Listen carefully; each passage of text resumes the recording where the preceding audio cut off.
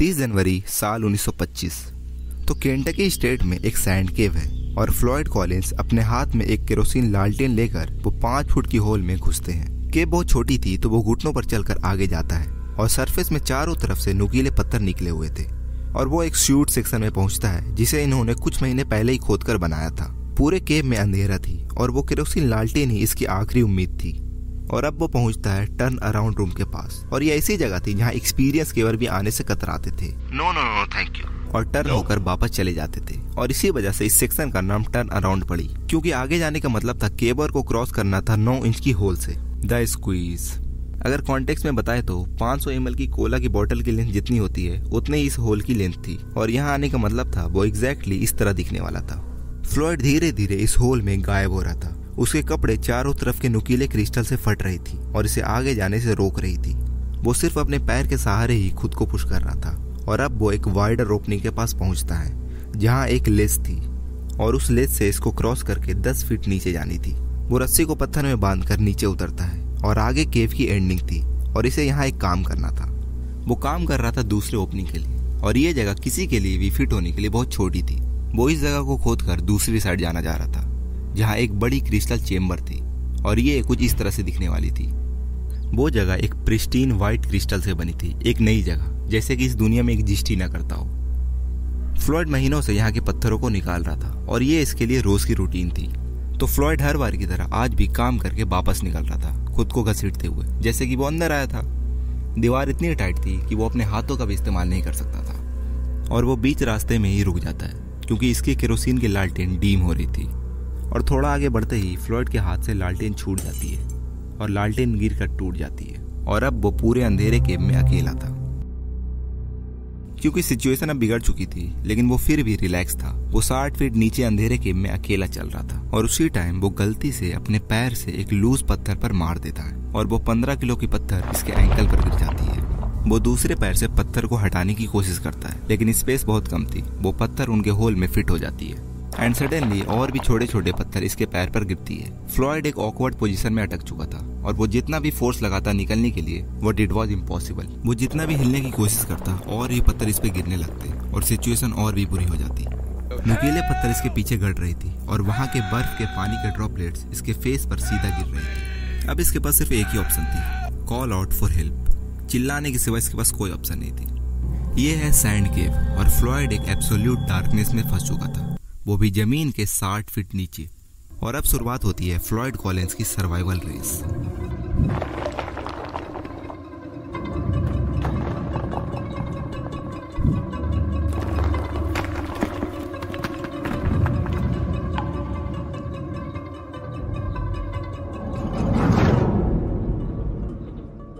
So guys, मैं हूं आपका होस्ट मारूफ और आप देख रहे हो Floyd Collins, a race against time and survival. Kentucky cave explorer Floyd Collins has been trapped in Sand Cave. Collins was negotiating a small cavern tunnel when he was pinned by fallen rocks and debris at 10 a.m. on Friday morning. So far, efforts to free him have been unsuccessful. Floyd Colin 20 जून साल 1887 में पैदा होते हैं लोगन county Kentucky में और Floyd के केव exploring की कैरियर इसके सिर्फ 6 साल से शुरुआत हो जाती है और वो बचपन से ही केविंग के लिए काफ़ी पैशनेट था। वो डेली घंटों तक केविंग किया करता था और इनफैक्ट वो कभी कभी केव में सो भी जाया करता था और इसी कारण वो 1917 में एक न्यू केव को डिस्कवर करता है अपने फादर के फार्म लैंड पर और अब वो इन्वॉल्व हो चुका था केंटकी केव वॉर्स में। केंटकी केव वॉर्स को अगर सिंपल में बताऊं तो ये है एक ह्यूज नेटवर्क इंटरकनेक्टेड केव के मैमॉथ केव और ये एक्चुअली वर्ल्ड की लार्जेस्ट केव सिस्टम है। और इसी बीच में एक सिटी है जिसका नाम है केव सिटी और ये पूरी प्राइवेट प्रॉपर्टी के एरिया में दर्जनों केव है और इसी के कारण यहाँ पर फार्मिंग नहीं हो पाती और यहाँ cave tourism as a source of income एक प्रोमिनेंट चीज़ बन जाती है। तो प्रॉब्लम यह है कि यहाँ केव ज़्यादा है लेकिन लोग कम है तो ऑब्वियसली यहाँ कंपटीशन बढ़ जाती है। और फ्लॉयड भी अपने केव को डिस्कवर करने के बाद वो इसकी पूरी एडवर्टाइजमेंट करता है लेकिन लोग फिर भी इसके केव में नहीं आते क्योंकि इसके केव में कोई यूनिकनेस नहीं थी। तो फ्लॉयड बाद में दूसरे के प्राइवेट प्रॉपर्टी पर एक दूसरी केव को डिस्कवर करता है और लैंड ओनर और इसके बीच में एग्रीमेंट होती है कि प्रॉफिट में 50% शेयर आपस में स्प्लिट होने वाली थी। और अब बस फ्लॉयड को उस केव को अट्रैक्टिव बनानी थी जिससे ज्यादा से ज्यादा लोग यहाँ आए और क्योंकि केव की लोकेशन भी बहुत अच्छी थी, वो सिर्फ हाईवे से 100 यार्ड की दूरी पर थी और इस केव में एक यूनिकनेस भी थी। इस सैंड केव में एक चेम्बर थी जो कि जिप्सम क्रिस्टल से बनी थी और वो कंपैरेटिवली दूसरे केव से बहुत ज्यादा ब्यूटीफुल दिखती थी। लेकिन इस जगह जाना बहुत ज्यादा मुश्किल थी और फ्लॉयड इसके रास्ते निकालने के लिए महीनों से काम कर रहा था। फ्लॉयड बहुत पैशनेट था। वो डेली 12 घंटों तक केव में पत्थरों को हटाता रहता था जिससे वो जगह इसे मिल जाए। और इवेंचुअली 30 जनवरी साल 1925 में, उसी दिन जिस दिन वो अटकने वाला था, उसी दिन वो उस क्रिस्टल चेंबर को ढूंढ निकालता है। वो बहुत खुश था। वो उस चेंबर को घंटों तक देखता रहता है क्योंकि ये इस जगह में आने वाला हिस्ट्री में पहला इंसान था। वो एक्साइटेड था अपनी फैमिली को इस डिस्कवरी के बारे में बताने के लिए, लेकिन ऊपर वाले ने इसकी किस्मत में कुछ और ही लिख रखी थी। खैर वो वापस लौटते समय यहाँ बुरी तरह से 60 फीट की गहराई में अटक जाता है जहाँ इसे हिलना भी पॉसिबल नहीं थी। वो पूरे अंधेरे केव में चिल्ला रहा था और थकने के बाद वो कुछ देर रुक जाता है और फिर कुछ देर सो लेता है और फिर वापस जागने के बाद वो वापस चिल्लाता है, लेकिन इसकी आवाज कोई सुनने वाला नहीं था और वो इस अंधेरे में 23 घंटे तक ऐसे ही चिल्लाता रहता है।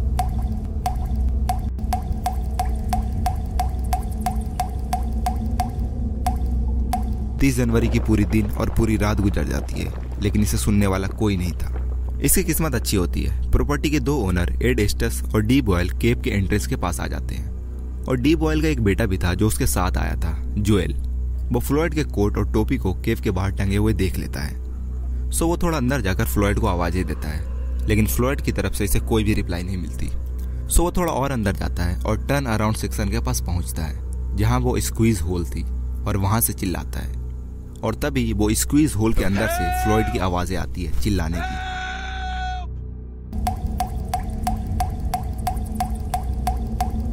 क्योंकि केव हाईवे पर थी तो लोगों की भीड़ लग चुकी थी और होमर फ्लॉयड कोलिन का छोटा भाई था और फ्लॉयड के केव में आने से पहले फ्लॉयड ने ऑलरेडी होमर को अपने साथ चलने को कहा था, लेकिन होमर ने मना कर दिया था। लेकिन अब होमर पैशनेट था अपने भाई को वहां से किसी तरह से भी निकालने के लिए। होमर डिस्परेटली केव में घुसता है और स्क्वीज एरिया को क्रॉस करता है। रफ सरफेस से इसे स्क्रैचेस आ रही थी, लेकिन वो सभी को इग्नोर करते हुए फ्लॉयड के पास पहुंचता है और जल्द ही होमर के पैर फ्लॉयड के फेस को टच करती है। लेकिन यहाँ चीजें सही नहीं थी, सिचुएशन और खराब हो रही थी।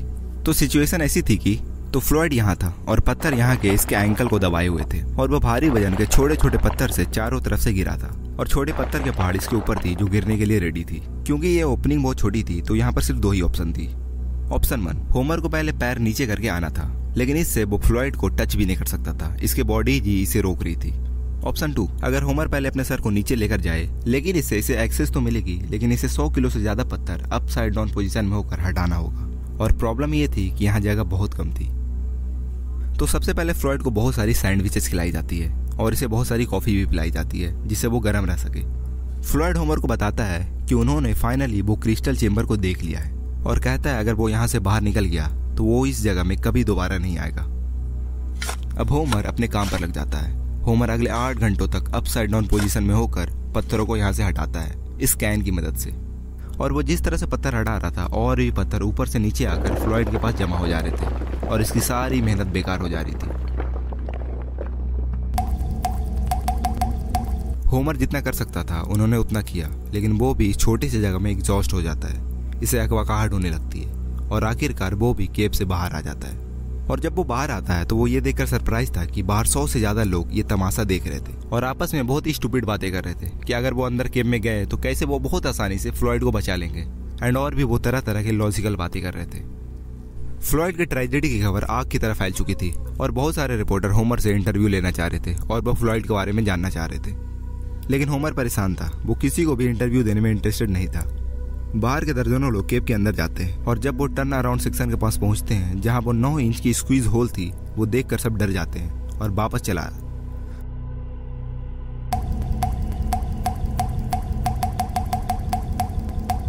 तो यहाँ एक रिपोर्टर विलियम मिलर भी था जो होमर से इंटरव्यू लेने की कोशिश कर रहा था, लेकिन होमर को किसी रिपोर्टर की जरूरत नहीं थी, उसे एक दोस्त चाहिए थी जो इसकी मदद कर सके। वो गुस्से में रिपोर्टर को कहता है, listen, if you want more information then why didn't you go into the hole and look yourself. और पता है विलियम मिलर ये सुनकर एग्री कर जाता है। यस, वो केरोसिन लालटेन लेकर केव के अंदर घुसता है और अंदर जाते ही केव के फर्श पर हल्की हल्की पानी आई हुई थी, क्योंकि बाहर के जो लोग थे बहुत नमूने लोग थे। वो ठंड से बचने के लिए बाहर बॉनफायर जला रहे थे, बिना ये जाने हुए कि इसकी वजह से केव के अंदर क्या नुकसान होगी। टर्न अराउंड सेक्शन में स्क्वीज होल को देखकर मिलर भी डर जाता है, लेकिन अगर वो अंदर जाने की हिम्मत नहीं करता तो वो भी सभी की तरह उसकी कैटेगरी में आ जाता। तो इसलिए वो 9 इंच की होल में घुस जाता है और अंदर नुकीले पत्थर होने के बावजूद भी वो फ्लॉयड के पास पहुंचता है और वो उससे इंटरव्यू लेने की कोशिश करता है। आई कांट बिलीव दिस कि वो इस सिचुएशन में भी फ्लॉयड से इंटरव्यू ले रहा था, लेकिन फ्लॉयड जवाब देने की हालत में नहीं था और अब वो ठंडे बर्फ के पानी में भी लेटा हुआ था। बेसिकली वो मर रहा था। मिलर भी यहाँ कुछ नहीं कर सकता था और वो भी केव से बाहर आ जाता है। होमर बाहर में मिलर को देखकर खुश हो जाता है, क्योंकि एक अकेला मिलर ही ऐसा था जो अंदर जाने की हिम्मत कर रहा था, वरना बाकी तो सब ऐसे ही थे। और अब 2 लोग थे जो रेस्क्यू में फ्लॉयड की मदद कर रहे थे। मिलर फ्लॉयड की खबर न्यूज़पेपर में फुल डिटेल में छापता है और इसकी रिपोर्टिंग नेशन वाइड स्टोरी बन जाती है। स्टोरी की अपडेट हजारों लोकल और नेशनल न्यूज़पेपर में छप और लोग रेडियो के थ्रू घंटे घंटे में इसकी अपडेट ले रहे थे। इसकी कहानी अमेरिका में फैलते ही जा रही थी और सबके जवान पर एक ही सवाल थी कि फ्लॉयड कॉलिन कब बाहर निकलेगा। अब तक स्टोरी में तीसरा कैरेक्टर आता है, रॉबर्ट वर्डन, और ये तीसरा पर्सन था जिसने स्क्वीज को क्रॉस करके रॉबर्ट से मिला था और इसका प्लान था फ्लॉयड की बॉडी को रस्सी से बांधकर खींचने का। फ्लॉयड अब तक होश में नहीं था, इसकी आंखें खुल रही थी फिर कभी बंद हो रही थी। रॉबर्ट इसे किसी तरह से एक बेल्ट की जैकेट पहनाता है और इसे कॉफी देता है पीने के लिए और इसे खाने के लिए भी देता है और साथ में एक टैबलेट देता है जिससे इसे कम दर्द होने वाली थी और इसे रिलैक्सेशन महसूस होने वाली थी। और तीनों होमर, मिलर, रॉबर्ट रस्सी को पकड़ते हैं और अब होने वाली थी tug of war, cave versus 3 man, और जीतने वाले को मिलने वाली थी फ्लॉयड कॉलिन। और रस्सी के पीछे 3 और आदमी थे जो इसे खींचने में मदद कर रहे थे, तो टोटल 6 आदमी होकर रस्सी को खींच रहे थे। तो फ्लॉयड अटका हुआ था इस तरह से और रस्सी खींच रही थी इसे इस तरह से। इसके शरीर सीलिंग से कंप्रेस हो रही थी और वो मर भी सकता था। फ्लॉयड दर्द में चिल्ला रहा था, वो भीख मांग रहा था रुकने के लिए। Stop stop, it's going to pull me into 2 parts. कोई प्रोग्रेस नहीं होती, फ्लॉयड को सिर्फ दर्द मिल रही थी। टग ऑफ वॉर में वो तीनों हार चुके थे और केव जीत चुका था।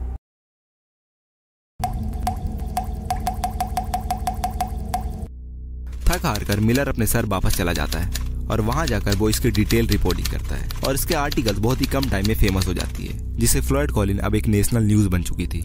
इसके बाद मिलर वापस सैंड केव पहुंचता है तो वो देखता है कि किसी ने केव के अंदर लाइट बल्ब लगा दी है और मिलर उसी में से एक बल्ब को लेकर फ्लॉयड के कॉलर में बांध देता है जिससे इसे गर्मी मिलती रहे। और मिलर फ्लॉयड को कहता है कि बाहर हजारों लोग तुम्हारे बारे में जान चुके हैं और सभी तुम्हारे लिए दुआ कर रहे हैं, अगर तुम्हें कुछ कहना है तो कह दो। फ्लॉयड यहाँ 100 घंटों से अटका हुआ था और वो न्यूज़पेपर के माध्यम से कहता है, I believe I would go to heaven.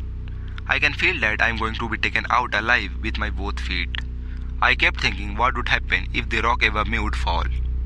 I kept thinking to drive my mind to something else, but it wasn't much use. I couldn't do much to help those who came to help me. But I knew that a lot of people were willing to do all in their power, and it gave me courage. Tuesday morning I thought to be myself 4 days down here, and no nearer freedom that I was on first day. How it will end? Will I get out? I couldn't think of it. I have faced death before. It wouldn't frighten me, but it is so long. Floyd की बातें अब तक पूरे देश में फैल चुकी थी और सभी लोग इसी के बारे में बातें कर रहे थे। देश के लोग चर्च में जा जाकर इसके लिए प्रे कर रहे थे और यहाँ तक कि यूएस के प्रेसिडेंट भी कैल्विन कूलेज इसमें इंटरेस्ट ले रहे थे। और ये वर्ल्ड वॉर 1 और वर्ल्ड वॉर 2 के बीच की 3rd largest non political story बन चुकी थी। केव के बाहर लोगों की भीड़ 1000 से बढ़कर 10,000 हो चुकी थी। केव के आसपास सारे होटल्स बुक हो जाते हैं और रेस्टोरेंट में खाना कम पड़ जाती है। यहाँ तक कि वहाँ इतनी भीड़ थी कि वहाँ के लोगों ने ओयो का लाइट वर्जन भी ओपन कर दिया था। आसपास के घर में रहने वाले लोग विजिटर्स को $10 में अपने घर में जमीन पर सोने को दे रहे थे। यहाँ तक कि बाथ-टब में भी बेड लगाकर लोगों को सोने दे रहे थे। Yes, I am not kidding, ऐसा सच में हुआ था। 4,500 से ज्यादा व्हीकल वहाँ केव के बाहर लग चुकी थी 1 मील की रेडियस में।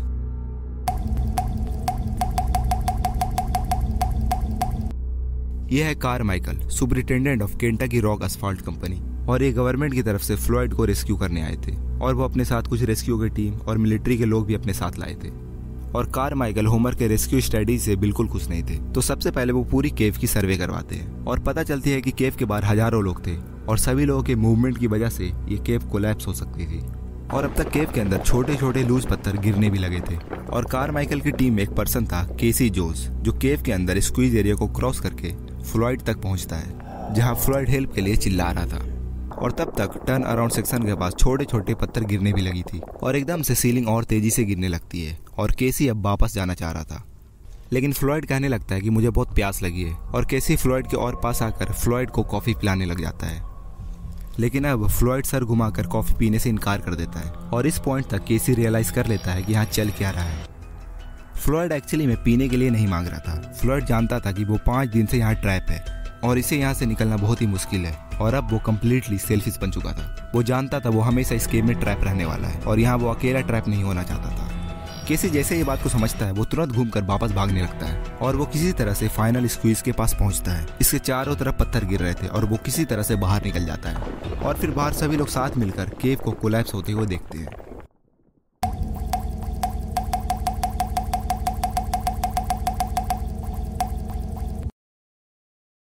और एक जो रूट थी जिससे फ्लॉयड के पास पहुंचा जा सकता था वो बिल्कुल बंद हो चुकी थी हमेशा के लिए।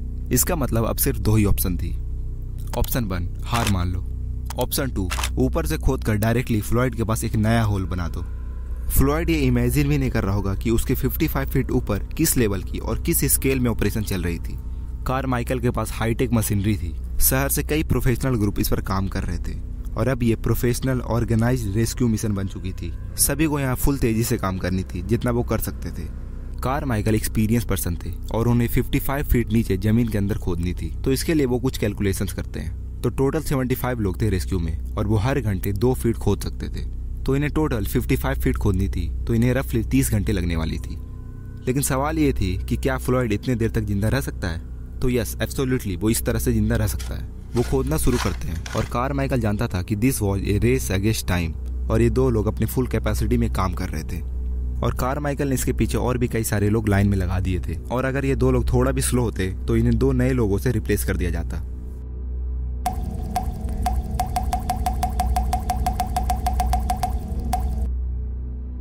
धीरे धीरे ओवरऑल प्रोग्रेस स्लो हो जाती है।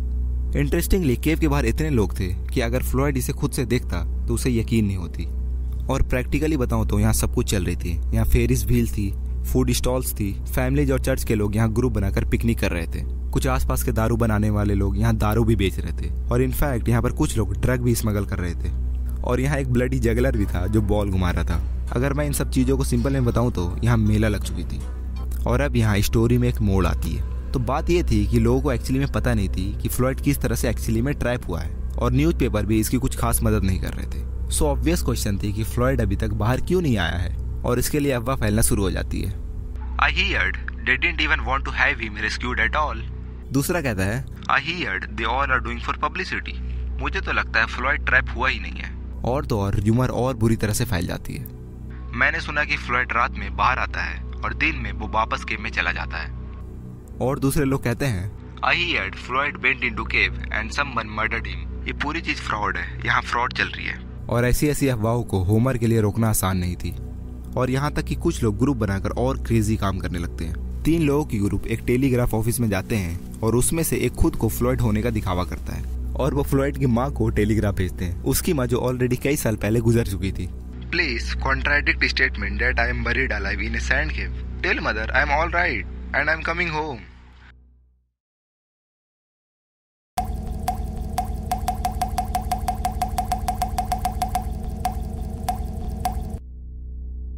वर्कर्स जमीन में खोदने में बिजी थे और वो तरह तरह के जुगाड़ लगाकर अपने काम को तेज करने की कोशिश कर रहे थे, लेकिन चीजें और उल्टी हो चुकी थी। लोगों के काम करने की स्पीड बहुत कम हो चुकी थी। वो 1 घंटे में सिर्फ 4 इंच को ही खोद पा रहे थे। लेकिन सवाल ये थी कि क्या फ्लॉयड अभी तक जिंदा होगा? वो लाइट बल्ब याद है जो फ्लॉयड को गर्म रखने के लिए उसके कॉलर पर लगाई गई थी और उस बल्ब को पावर दी जा रही थी सिंपल कॉपर वायर से और उस कॉपर वायर से किसी इंजीनियर ने रेडियो एम्पलीफायर को कनेक्ट कर दिया था। देखो, जब फ्लॉयड सांस ले रहा था तो इसकी चेस्ट एक्सपैंड और कॉन्ट्रैक्ट हो रही थी जिससे कॉपर वायर में फ्लक्चुएशन आ रही थी और उसकी रीडिंग डायरेक्टली रेडियो एम्पलीफायर में दिख रही थी और वो डिवाइस कंसिस्टेंटली फ्लॉयड के ब्रीदिंग पैटर्न को डिटेक्ट कर रही थी और यही फ्लॉयड के जिंदा होने की सबूत थी।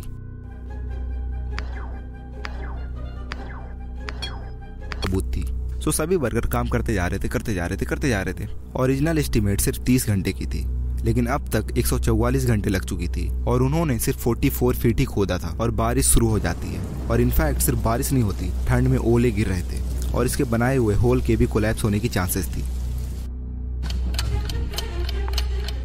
अब तक फ्लॉयड के फंसे हुए 15 दिन हो चुके थे और अब इसको लेकर लोगों के बीच में एक्साइटमेंट कम हो चुकी थी और न्यूज़पेपर भी इसमें इंटरेस्ट लूज कर चुकी थी। विजिटर्स केव सिटी को छोड़कर जा रहे थे, लेकिन अभी भी कुछ लोगों को उम्मीदें थी और फिर वो लाइट बल्ब जलना भी बंद हो जाती है और अब रीडिंग से फ्लॉयड के जिंदा होने का भी पता नहीं चल सकती थी। 16 फरवरी 1:30 मंडे, फाइनली 55 फीट की होल बनाई जा चुकी थी और वो केव ओपन हो जाती है और यह अनलाइकली थी कि कोई भी इंसान 17 दिनों तक इस केव में इस तरह जिंदा रह सकता था। 12 दिन बिना खाना के, 12 दिन बिना पानी के और वो लाइट बल्ब जिससे इसे गर्माहट मिल रही थी वो 4 दिन पहले ही बंद हो चुकी थी। सभी लोग इसे देखकर साइलेंस में चले जाते हैं। होमर टॉर्च जलाकर फ्लॉयड को देखता है तो फ्लॉयड का मुंह खुला था, उसके एक सोने की दांत चमक रही थी, लेकिन वो मर चुका था। सभी लोग बाहर आकर बाकी के लोगों को न्यूज देते हैं, dad Floyd Collins is no मोर।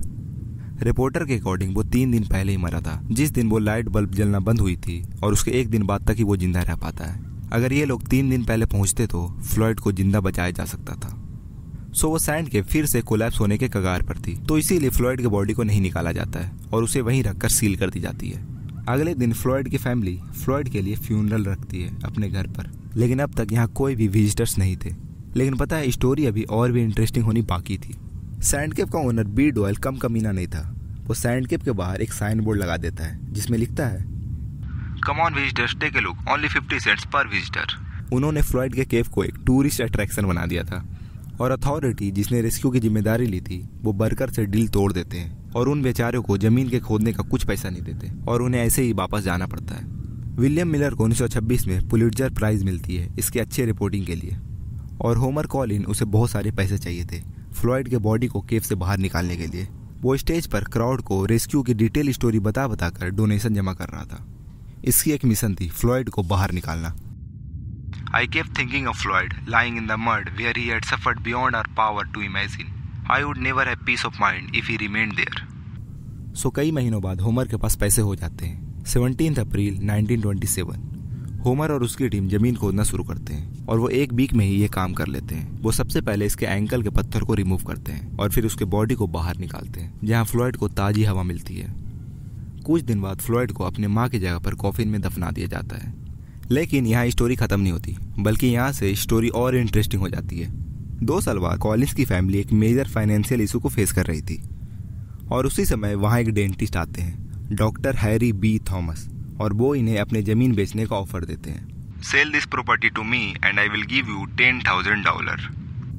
लेकिन होमर इसे बेचना नहीं चाहता था। बट फ्लॉयड के फादर ली कॉलिन थोड़े से अल्कोहल से एडिक्ट थे और वो ये पैसे को देखकर ग्रीडी हो जाते हैं और वो बिना कुछ सोचे समझे अपने लैंड को बेच देते हैं। लेकिन थॉमस एक और एग्रीमेंट के साथ आया था और उसमें लिखा था everything to this property belongs to Thomas. इसका मतलब यहाँ की सभी चीजें थॉमस की होने वाली थी।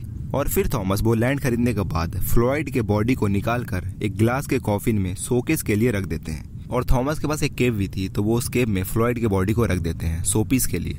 अब तक केव से ज्यादा फ्लॉयड कॉलिन पॉपुलर हो गए थे, यानी जहाँ भी इसकी बॉडी होती वहाँ विजिटर्स इसे फ्रीक्वेंटली देखने आते। सिंपल में बोला जाए तो फ्लॉयड की बॉडी खुद में ही एक टूरिस्ट अट्रैक्शन बन चुकी थी और थॉमस ने इसके जरिए अपने फेल होते हुए केव को एक सक्सेसफुल बिजनेस में बदल लिया था। एंड ऑब्वियसली कॉलिंस के फैमिली को फ्लॉयड के बॉडी को ऐसे मिसयूज होते हुए देखकर उन्हें बुरा लगता है और वो इसके लिए कोर्ट में केस भी कर देते हैं। लेकिन इसकी थॉमस के साथ एग्रीमेंट बनी हुई थी, तो वो इस केस को हार जाते हैं और इसी तरह से थॉमस की ये बिजनेस 2 साल तक चलती है। लेकिन एक रात 19 मार्च 1929 में थॉमस के केव में 2 लोग आते हैं और फ्लॉयड की बॉडी को चुरा कर लेके चले जाते हैं। और फ्लॉयड की बॉडी बाद में मिलती भी है एक जंगल के झाड़ियों में। लेकिन फ्लॉयड के वो पैर जिसके कारण वो केव में अटका हुआ था वो काटा जा चुका था। उसके वो पैर को किसी ने चोरी कर लिया था और वो दोनों चोर कौन थे ये किसी को नहीं पता। उस टाइम केविंग इंडस्ट्री काफी कम्पिटिटिव थी, तो हो सकता है उसी में से किसी ने फ्लॉयड की बॉडी को चुरा लिया होगा और उसके पैर को अपने केव में शोपीस के लिए रखे होंगे। लेकिन इसका कोई प्रूफ नहीं है। और हो सकता है फ्लॉयड को कॉलिंस के फैमिली ने ही चोरी की हो, लेकिन इसका भी कोई प्रूफ नहीं है। So we can't say anything. बेचारा फ्लॉयड केव को अट्रैक्टिव बनाते बनाते खुद ही विजिटर्स के लिए एक टूरिस्ट अट्रैक्शन बन चुका था। जिस केव में भी इसकी बॉडी जाती वो केव असक्सेसफुल हो रही थी। इसके कारण फ्लॉयड के केव को अब मेटल बॉक्स में रखी जाती है और उसे चेन से बांधकर ताला लगाई जाती है। और अब फ्लॉयड पहले से कहीं ज्यादा ट्रैप हो चुका था। बाद में कई डिकेड के बाद 1989 में फ्लॉयड के केव को मैमोथ केव नेशनल पार्क के थ्रू खरीद ली जाती है और फ्लॉयड वाले केव को हमेशा के लिए बंद कर दी जाती है और उसके एंट्रेंस पर स्टील गेट लगा दी जाती है। लेकिन कॉलिंस की फैमिली अभी तक ये सब होने पर ऑब्जेक्ट कर रही थी और फाइनली फ्लॉयड को उस केव से निकालकर मैमोथ केव बाप्टिस्ट चर्च सेमेट्री में दफना दी जाती है। 64 साल बाद फाइनली इन्हें शांति मिली। और पता है फ्लॉयड की स्टोरी में सबसे यूनिक क्या है? फ्लॉयड ने कई महीनों तक उस केव को अपने हाथों से बनाया और आखिर में वो वहीं दफन हो गया, या फिर कहें उन्होंने खुद अपनी कब्र खोदी। आपने एक और सुना है ना, history never repeats what it rhymes. लोग पहले जैसे थे आज भी वैसे ही हैं।